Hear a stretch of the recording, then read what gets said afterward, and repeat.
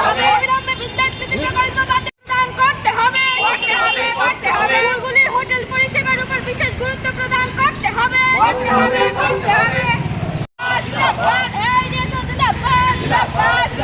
গ্রীষ্মকালীন ছুটির মধ্যে বিশেষ পরিকল্পনা করে রাজ্যের সমস্ত স্কুলগুলির হোস্টেল পরিষেবার উপর বিশেষ গুরুত্ব প্রদান করতে হবে। স্কুল স্তরে ভর্তির প্রক্রিয়াকে কোনোমতেই জটিল করা চলবে না।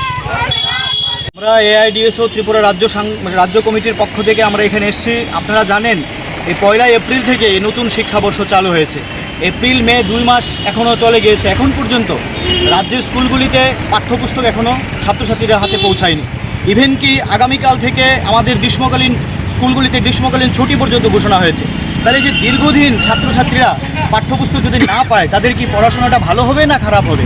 তাহলে এই যে এই ধরনের শিক্ষা দপ্তরের এখন পর্যন্ত যে পাঠ্যপুস্তক গেল না স্কুলের মধ্যে, ইভেন কি আমরা শুনতে পাচ্ছি যে কিছু কিছু স্কুলে ইংরেজি ক্লাস 6-এর ইংরেজি বই গেল, কোথাও ওয়ার্ড বই গেল, হ্যাঁ 2-3টা এরকম বই যাচ্ছে। তাহলে ছাত্রছাত্রীরা এই দীর্ঘ সময় গ্রীষ্মকালীন দীর্ঘ সময়ের মধ্যে তারা পড়াশোনা করতে পারবে না। কার্যতই পড়াশোনার ক্ষেত্রে একটা অনীহা সৃষ্টি হবে। এই যে শিক্ষা দপ্তরের এই ভূমিকা থেকে আমরা কি দেখতে পাচ্ছি? নিঃসন্দেহে শিক্ষা দপ্তরের এই ভূমিকা একটা উদাসীনতার পরিচয় হচ্ছে।